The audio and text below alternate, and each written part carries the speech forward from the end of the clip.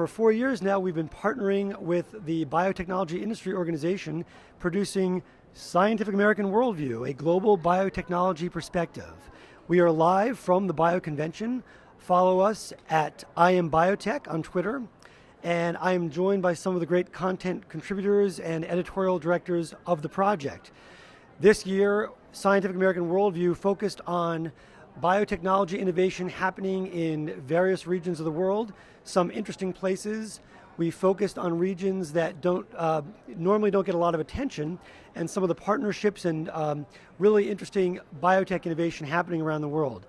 As we do every year, we also released the Scientific American Worldview Scorecard, which ranks countries according to how well they support biotechnology innovation. Things from upstream things like education and how well they finance R&D, to other things like the ability to support commercial biotech enterprises, supporting IP laws, and other factors. It's always a great project. It's always fun. We have a super session hosted by Fareed Zakaria. Great turnout, and we are happy to follow the conversation of global biotechnology along with bio. So I am joined by my illustrious content crew here. The editorial director for Worldview is Mike May, and he can just talk about some of the fascinating and fun things you're going to find in this year's Worldview report. Mike, take it away. Thanks very much. Well, thanks for having us here today. As Jeremy said, I'm the editorial director for Scientific American Worldview. And with our fourth year, some of the pieces are getting deeper in terms of the coverage. We're exploring new areas. And this year in particular, the cover section is really all about exploration.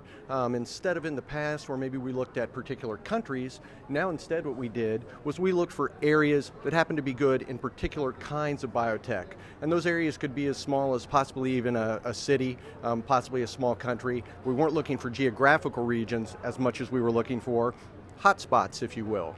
So we actually did that across essentially every broad area of biotech, medical biotech, ag biotech, and so forth. We had some journalists some of the really top science journalists who covered this for us.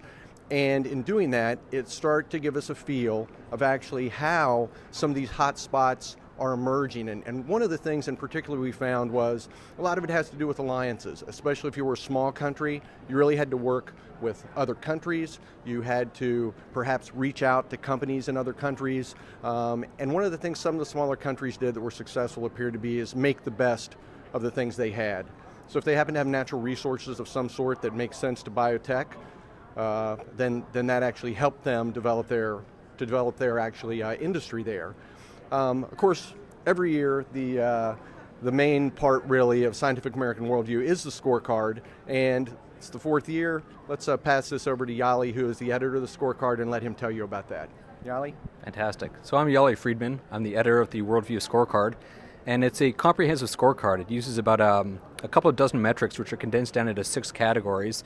We measure 50 countries around the world, and what we've been able to do this year is because we've been doing this for 4 years, we can actually look back and see the trends over time. And we've seen the United States has stayed consistent in its first position, but there's been a lot of movement in the top 5, up and down.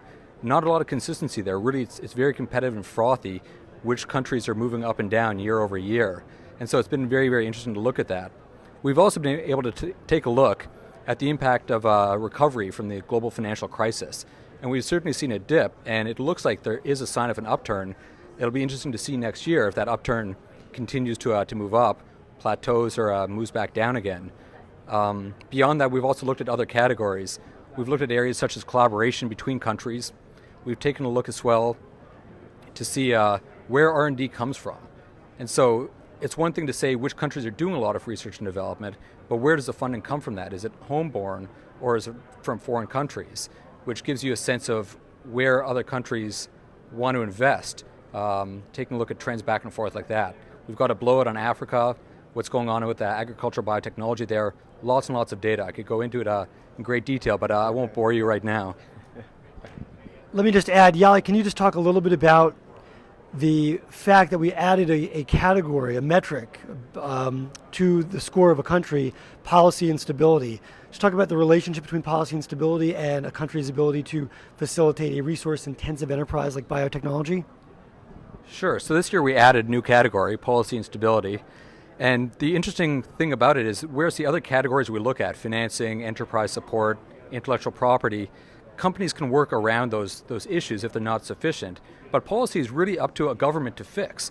Companies can't fix that themselves. And so it's interesting to take a look at. And what we see is that the mature nations have very strong policy scores, and most of the most interesting emerging economies have very low scores. And so that's really where the opportunity lies. It's where the companies are moving into. Great. I also want to introduce a new partner that Worldview is working with. Rachel is, I want to make sure I get the name of the company right. So why don't you introduce yourself? We are very pleased to have a new set of data for Worldview, which we hope to continue in the next few years. Rachel, take it away. Fantastic. You have about 2 minutes. Okay, thanks very much.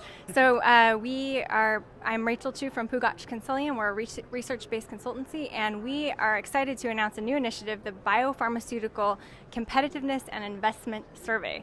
And this survey actually provides another layer to what the Worldview measures, and it provides kind of, from the basis of a survey, a kind of a on-the-ground perspective of what the performance of a country is in biotech innovation. And the survey, so we kind of have two parts. First of all, we had an in-depth survey of local executives in the biopharmaceutical industry, and we asked them a set of 50 questions, in-depth questions looking at 7 different categories, which range from all the way from research and discovery all the way to market access and delivering of a product. So we cover a wide range of what companies are interested in, but also is relevant to the biotechnology innovation pipeline, so to speak. Then we turned this survey into a quantitative index, like what you do. So we actually have a metric that we can compare, and we can understand how companies are, or how countries are performing in attracting investment from these from biopharmaceutical companies. And like I said, the relevance and the benefit of this is that we actually have another piece to the puzzle to see what's going on, in practice, how do we see countries performing. And perhaps there are some differences, but I think overall the initial findings show that we actually have more or less the same findings. The same countries are at the top and at the bottom, and we're conducting the survey over the rest of the year, so we're going to launch the full results later on in the year, which should be very interesting. About 300 respondents in about over 50 countries, so it should be very exciting. Yeah, we're very pleased to be working with that group, and the BCI is going to be a great part of Worldview now and in the future, so thank you for working with us. And that's about it.